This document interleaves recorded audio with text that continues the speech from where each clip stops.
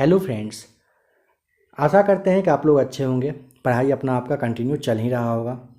काफ़ी टाइम से इस चैनल पर यानी कि एबीसी एकेडमी पर आप लोगों के लिए क्लास नहीं आ रहा था, क्लास नहीं ले पा रहे थे, आप ये जानते हो। कहिए कि घर में कुछ काम की वजह से, ज़िंदगी में कुछ व्यस्तता की वजह से क्लास देना पॉसिबल नहीं था। आगे कोशिश रहेगा पहले के जैसा ही आप लोगों के लिए क्लास कंटिन्यू रहे। जो भी लोग नए जुड़े हो, अगर आपको इसका और भी क्लास देखना हो या फिर और भी एनसीईआरटी वाला क्लास देखना हो तो आप एक बार प्लेलिस्ट आकर के ज़रूर चेक करिएगा। जो भी मित्र पहले से जुड़े हुए हैं, आपको तो पता ही है काफ़ी दिनों से क्लास ले नहीं पा रहे थे। तो आइए आज एनसीईआरटी प्रैक्टिस सेट आप क्लास 6 से लेकर के क्लास 12 तक का देखिए।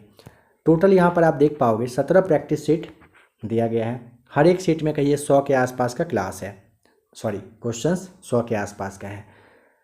4 सेट यहाँ पर आप देख रहे हो हिस्ट्री है, 4 है पॉलिटी, 4 है ज्योग्राफी, 4 सेट है साइंस का और 1 सेट है किसका, इकोनॉमिक्स का।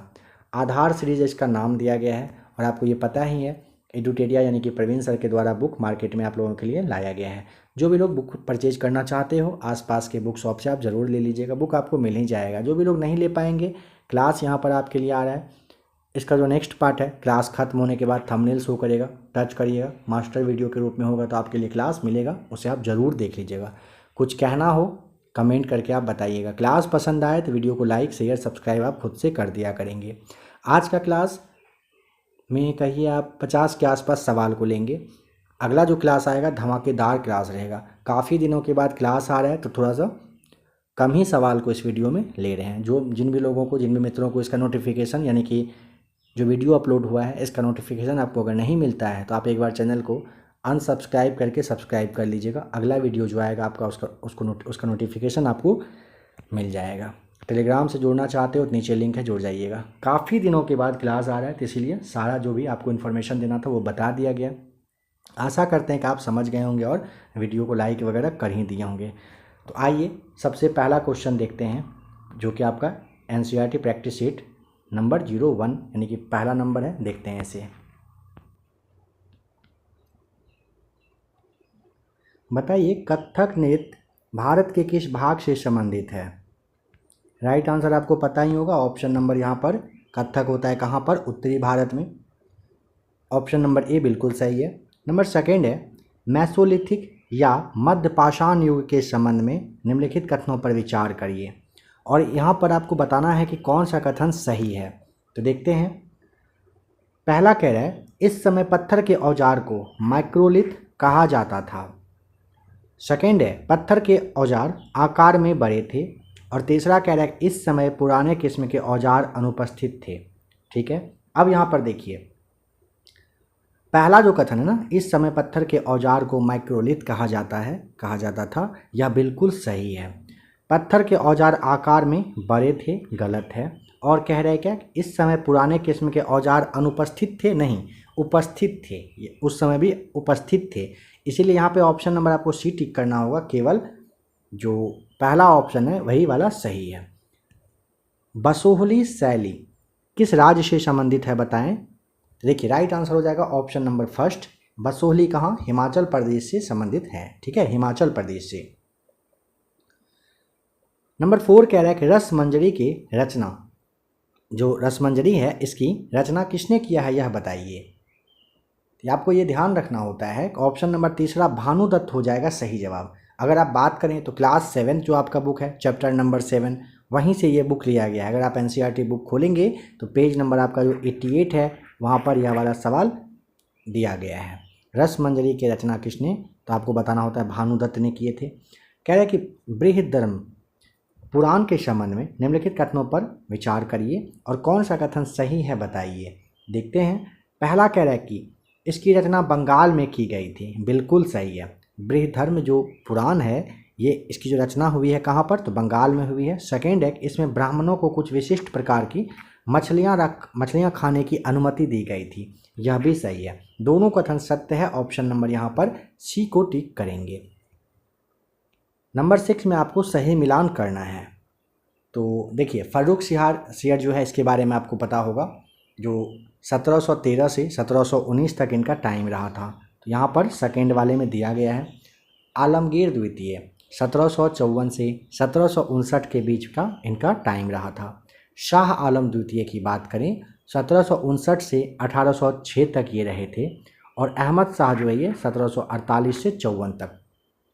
आप अगर चाहें तो यहाँ पे आप स्क्रीनशॉट लेकर रख लीजिएगा, क्योंकि काफ़ी ज़्यादा इम्पॉर्टेंट है ये सवाल। अगर आप बात करें कहाँ पर दिया हुआ है, तो क्लास जो आपका 7th है, चैप्टर नंबर 4 और पेज नंबर की बात करेंगे तो 40 में ये वाला पॉइंट दिया गया है, आप इसे ज़रूर याद कर लीजिएगा। आइए नंबर 7 पर कह रहे हैं कि मुग़ल काल में सवाई राजा जय सिंह को किस क्षेत्र की सूबेदारी मिली थी। ऑप्शन नंबर यहाँ पर आपको बी टिक करना होता है, मालवा। कहाँ का? मालवा का आपको बताना होता है। कब मिली थी अगर यह आपसे सवाल पूछ लिया जाए तो 1722 आपको ध्यान रखना होता है यहाँ पर। नंबर 8 कह रहा है नवपाषाण काल के औजारों के संबंध में निम्नलिखित कथनों पर विचार करिए। आइए विचार करते हैं। पहला कह रहा है, और यहाँ पर देखिए सही विकल्प चुनने को कहा गया है, औजार पॉलिश किए जाते थे। कब? नवपाषाण काल में। तो बिल्कुल नवपाषाण काल में आपने देखा है औजार क्या होता था, ये पॉलिश किया जाता था, है ना। और जो अगर आप बात करेंगे क्लास 7 का चैप्टर नंबर जो फर्स्ट है, वहीं से यह सवाल लिया गया है। सेकेंड कह रहा है कि इस अवधि में ओखल और मूसल का उपयोग अनाज को पीसने के लिए किया जाता था। यह भी बिल्कुल सही है, दोनों कथन सत्य है, सी को यहाँ पर टिक करेंगे। नंबर 9 कह रहा है सिख जत्थों तथा मिसलों की संयुक्त सेना को क्या कहा जाता था। बहुत ही ज़्यादा इंपॉर्टेंट सवाल है, बहुत बार पूछा गया है। क्लास 7 चैप्टर जो 4 है वहीं पे आपका ये कहिए कि सवाल दिया गया है। तो देखिए सिख जत्थों तथा मिसलों की संयुक्त सेना को क्या कहा जाता था, इसे ना दल खालसा कहते थे। क्या कहते थे? दल खालसा। कह रहे कि सिखों की राखी व्यवस्था के अंतर्गत उपज का कितना प्रतिशत हिस्सा संरक्षण के लिए लिया जाता था, यहाँ पर होना था। तो यहाँ पे आपको ध्यान रखना होगा 20% सही जवाब है। सीटेट वगैरह की तैयारी कर रहे होंगे अगर आप, तो बहुत बार यह सवाल पूछा गया है। अगर आप बीपीएससी की तैयारी कर रहे हैं तो बीपीएससी में यह सवाल पूछा गया है पहले। नंबर 11 कह रहे हैं ऋग्वैदिक काल के दौरान प्रचलित राजनीतिक व्यवस्था के बारे में सत्य कथन को चुनिए, और यहाँ पे बताना है कौन सा कथन सही है। ठीक है, देखते हैं। राजा के पास लोगों से कर एकत्र करने की शक्ति थी। कहाँ पर? तो ऋग्वैदिक काल के बारे में बात हो रहा है। क्या ये सही है? जी नहीं। 1500 ईसा पूर्व से 1000 कहिए या 1100 ईसा पूर्व के काल को आप ऋग्वैदिक काल कहते हैं, ये आपको पता होगा। ठीक है, तो ये गलत हो जाएगा। सेकेंड है क्या? राजा का पुत्र स्वाभाविक रूप से राजा का उत्तराधिकारी होता था। नहीं, ऐसा भी नहीं था। नॉर्मली राजा का पुत्र राजा नहीं बनता था।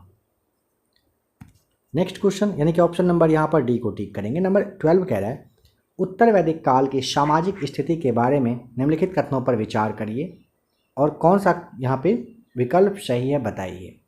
देखते हैं। महिलाओं और शूद्रों दोनों वेदों का अध्ययन करने की अनुमति इनको नहीं दी गई थी। यह बिल्कुल सही बात है। ठीक है, उत्तर वैदिक काल में। फिर कह रहे हैं क्या अब वर्ण व्यवस्था जन्म के आधार पर तय की जाती थी। बिल्कुल, उत्तर वैदिक काल तक आते आते ना वर्ण व्यवस्था की शुरुआत जन्म के आधार पर हो चुकी थी। ऑप्शन नंबर आप यहाँ पर सी को टिक करेंगे। नंबर 13 कह रहा है प्रशस्ति का अर्थ क्या होता है। तो देखिए प्रशस्ति का अर्थ होता है प्रशंसा। ऑप्शन नंबर तीसरा जो सी है सही जवाब है। प्रशस्ति का अर्थ क्या होता है? प्रशंसा होता है। नंबर 14 पर आइए। कह रहे समुद्रगुप्त की नीतियों का वर्णन किसने किया है। तो देखिए ऑप्शन नंबर यहाँ पर ना डी आपको टिक करना होता है। पहले भी बहुत बार आपको बताया गया है, हरिसेन के द्वारा किया गया है। ठीक है, हरिसेन ने प्रयाग प्रशस्ति में दक्षिणापथ के शासकों की संख्या बताई है कितनी। ऑप्शन नंबर बी सही जवाब हो जाएगा, 12 सही जवाब है। सीटेट का कहिए कि फेवरेट क्वेश्चन है, काफ़ी बार ये पूछा गया है। हरिसेन ने प्रयाग प्रशस्ति में दक्षिणापथ के शासकों की संख्या कितनी, तो 12 बताई है। विक्रम संवत की शुरुआत को किस शासक से जोड़कर देखा जाता है, किसके समय में हुआ था आपको ये बताना है। तो चंद्रगुप्त द्वितीय यानी कि चंद्रगुप्त सेकेंड के टाइम में आपको बताना होता है। 58 ईसा पूर्व से ये स्टार्ट हुआ था। ठीक है, नेक्स्ट क्वेश्चन नंबर 17 कह रहा है हर्षवर्धन को नर्मदा नदी के तट पर किसने रोका। सही जवाब हो जाएगा पुलकेशिन द्वितीय ने। हर्षवर्धन को नर्मदा नदी के तट पर किसने रोका? पुलकेशिन द्वितीय ने। पल्लवों के काल में नगरम किसे कहा जाता था। तो ऑप्शन नंबर आपको यहाँ पर सी टिक करना होता है। व्यापारियों के संगठन को कहा जाता था नगरम। पल्लवों के काल में नगरम किसे कहा जाता था? व्यापारियों के संगठन को। नंबर 19, जनपद का क्या अर्थ होता है? जनपद, ऑप्शन नंबर बी, जन के बसने की जगह को जनपद कहा गया था। ठीक है, जनपद किसे कहेंगे? जन के बसने की जगह को। चैप्टर 7, जो क्लास आपका 7 है, चैप्टर 2 है ना, एनसीईआरटी का पेज नंबर 17 अगर आप देखोगे तो वहीं से ये सवाल लिया गया है। महाजनपदों का उद्भव लगभग कितने वर्ष पूर्व हुआ? ऑप्शन नंबर आपको बी बताना होता है, लगभग 2500 साल पहले हुआ था। महाजनपद का उद्भव लगभग कितने वर्ष पहले? अभी से अगर आप जोड़ेंगे ना 2000 साल तो आपको यूँ ही मिलेगा, और 500-600 साल ईसा पूर्व के समय को हम लोग जानते हैं ना, जनपद वाला समय, तो बस आप समझ लीजिएगा उसी के बारे में कहा जा रहा है यहाँ पर। नंबर 21 है, महाजनपद काल के संबंध में निम्नलिखित कथनों पर विचार करके असत्य कथन यानी कि गलत क्या है वो बताइए। देखते हैं, महाजनपद काल में फाल अब लोहे के बनने लगे थे। हाँ, बिल्कुल बनने लगे थे। धान के पौधे का रोपण प्रारंभ हो गया था। बिल्कुल, यह भी हो गया था। दोनों कथन सत्य है, असत्य कोई है ही नहीं। ऑप्शन नंबर यहाँ पर डी को टिक करेंगे। नंबर 22 कह रहा है, पाणिनि के संबंध में निम्नलिखित कथनों पर विचार करिए। पाणिनि, देखिए पहला कह रहे हैं क्या, और यहाँ पे सही विकल्प को चुनना है। उन्होंने संस्कृत के लिए व्याकरण तैयार किया था। बिल्कुल, पाणिनि ने ना व्याकरण तैयार किया था, बिल्कुल सही है। उन्होंने एक विशेष क्रम में स्वर की रचना की, परंतु व्यंजन को बाद के काल में अन्य विद्वानों के द्वारा जोड़ा गया था। नहीं, गलत है। इन्होंने ना एक ही विशेष क्रम में स्वर और व्यंजन दोनों की व्यवस्था की थी, और इनका जो यूज है बीजगणित में आपको पता ही है, सूत्र के लिए, फॉर्मूला के लिए किया गया था। पहला कथन सत्य है, दूसरा असत्य है। दोनों में रहता ना कि हाँ ये उन्हीं के द्वारा किया गया था, तब सही हो जाता। तो ऑप्शन नंबर यहाँ पर ना ए को टिक करेंगे, पहला बस सही है। नंबर 23 कह रहे हैं, वज्जी संघ का वर्णन किस पुस्तक में है? वज्जी संघ का वर्णन कहाँ पर है? तो ऑप्शन नंबर सी को टिक करेंगे, दीर्घ निकाय में है। कहाँ पर है? दीर्घ निकाय में वज्जी संघ के बारे में बात की गई है।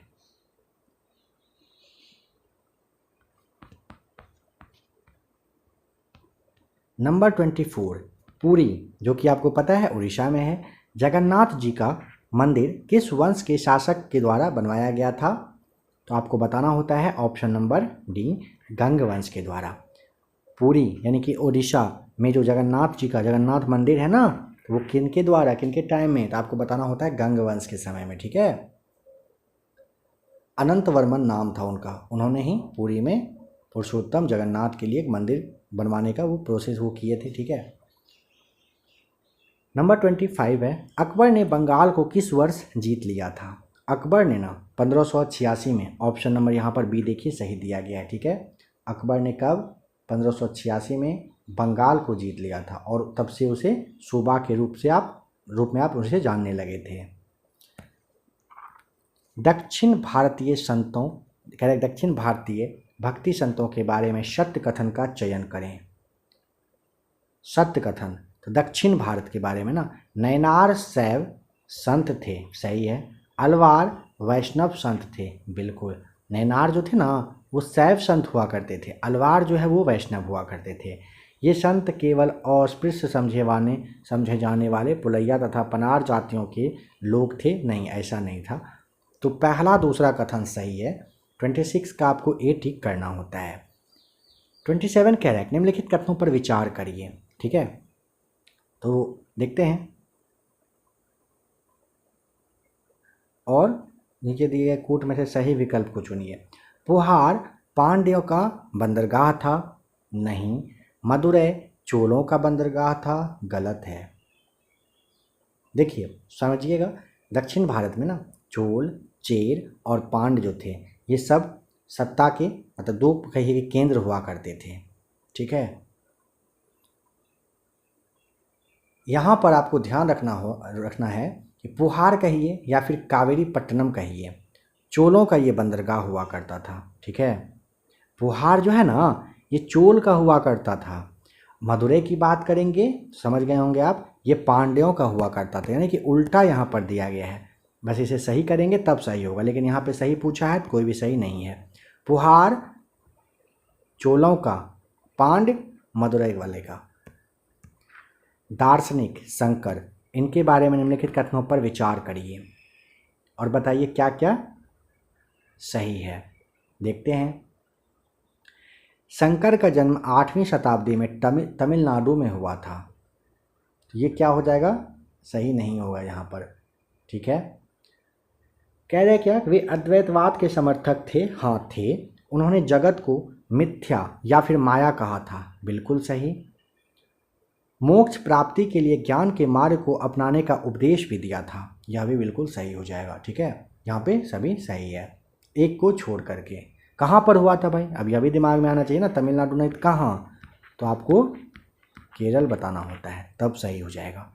ऑप्शन यहाँ पे आप अगर देखेंगे तो लगता है बी वाला सही दिया गया, दूसरा तीसरा चौथा किस में है, बी में है ना, हाँ सही है। कह रहा है क्या कि वीर शैव आंदोलन किस क्षेत्र में प्रारंभ हुआ। वीर शैव आंदोलन कहाँ पर, तो ऑप्शन नंबर बी बताना होता है, कर्नाटक में शुरू हुआ था। वीर शैव आंदोलन कहाँ पर, तो कर्नाटक में। महात्मा गांधी का प्रिय भजन, वैष्णव जन तो तेने कहिए पीर पराई जाने रे, यह किसने लिखा है, Narsinh Mehta. Option number D सही जवाब हो जाएगा। चैप्टर जो आपका 6 है क्लास 7 का ना, वहीं से ये सवाल लिया गया है। कह रहे प्रारंभ में नाथ पंथ भारत के किस क्षेत्र में लोकप्रिय हुए, तो उत्तरी क्षेत्र में, ऑप्शन नंबर बी बताना होता है। क्या कह रहे हैं ना कि स्टार्टिंग में नाथ पंथ भारत के किस एरिया में, उत्तरी क्षेत्र में ये क्या हुए थे, फेमस हुए थे।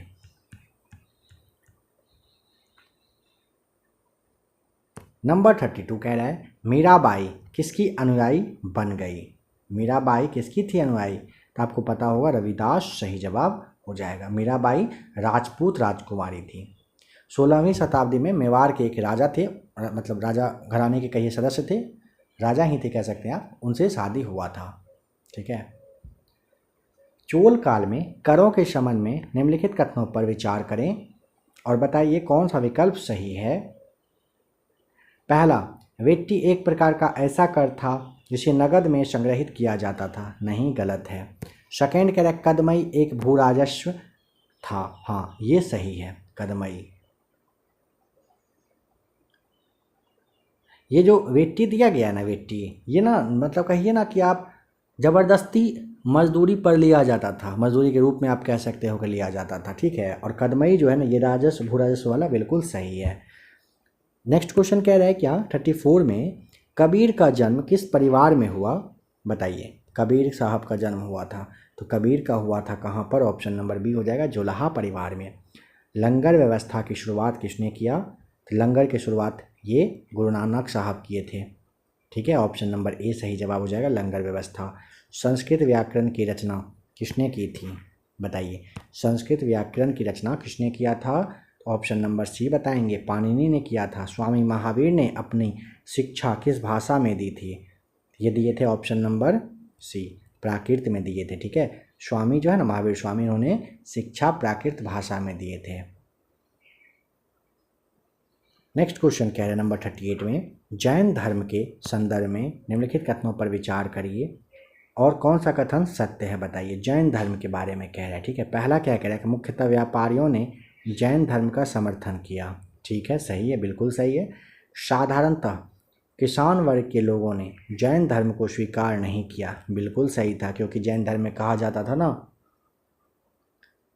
एक सेकेंड, स्वीकार नहीं किया दिया ना, हाँ हो तो गया सही। क्यों नहीं किया, क्योंकि ना जैन धर्म में बिल्कुल भी जो कीट पतंग सब होता है उसको भी मारने का परमिशन नहीं दिया जाता है। किसान फिर खेती करेंगे तो जानते ही हैं कीटनाशक देना ज़रूरी होता है उनके लिए। 39 कह रहा है संघ में रहने वाले बौद्ध भिक्षु के लिए बनाए गए नियमों का संकलन किस ग्रंथ में मिलता है, कहाँ पर मिलता है, तो ये मिलता है विनय पिटक में, ऑप्शन नंबर डी। संघ में रहने वाले, ठीक है, संघ में रहने वाले बौद्ध भिक्षु के लिए बनाए गए नियम की बात करेगा तो विनय पिटक आपको बताना होता है। नंबर 40 कह रहा है कौन सा कथन बौद्ध संघ के संदर्भ में सही नहीं है।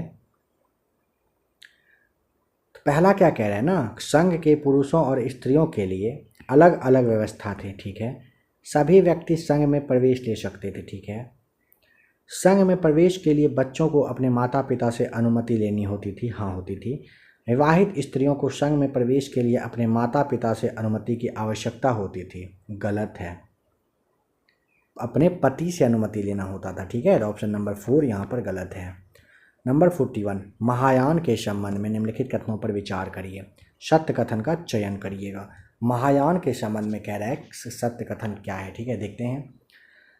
ये बौद्ध धर्म से संबंधित है। हाँ है। इन्होंने बौद्ध धर्म में मूर्ति पूजा को बढ़ावा दिया। बिल्कुल दिया। दोनों कथन सत्य है। ऑप्शन सी टिक करेंगे।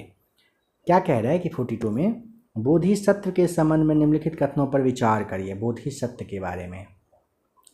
पहला, वे ज्ञान प्राप्ति के पश्चात एकांतवास में साधना करते थे। बोधिसत्व के संबंध में नहीं भाई, गलत है ये। कहाँ कहाँ नहीं चले गए अपना वो प्रचार करने के लिए, है ना। बोधिसत्व की पूजा काफ़ी लोकप्रिय थी। ठीक है, वे भारत के बाहर जापान, चीन एवं दक्षिण कोरिया में काफ़ी लोकप्रिय हुए। बिल्कुल हुए। दूसरा तीसरा कथन सही है। तो ऑप्शन नंबर यहाँ पर बी को ठीक करेंगे। भारत की यात्रा पर आए निम्नलिखित चीनी बौद्ध तीर्थयात्रियों का काल क्रम के अनुसार सही क्रम चुनिए। यहाँ पे चलिए कुछ सेकंड का टाइम दे रहे हैं, बताइए क्या होगा सही।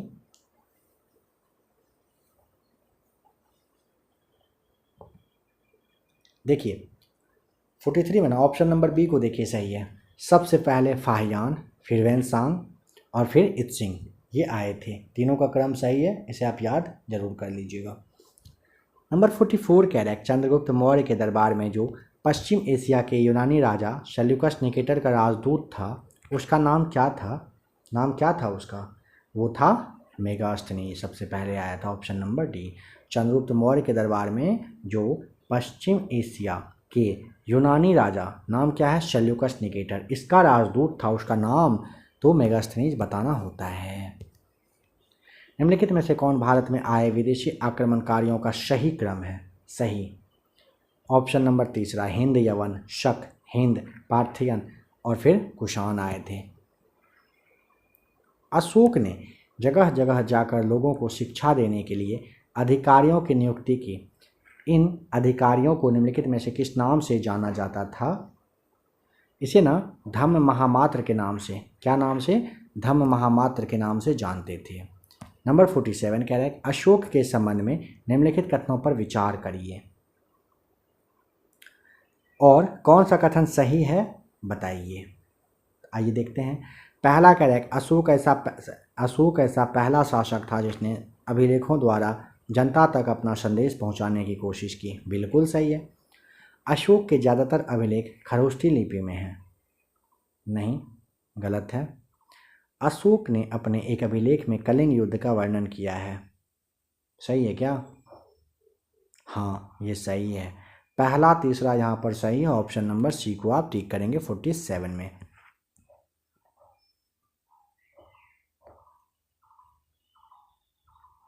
तो चलिए फ्रेंड्स, आज के इस क्लास में 47 क्वेश्चंस को ही रहने दे रहे हैं।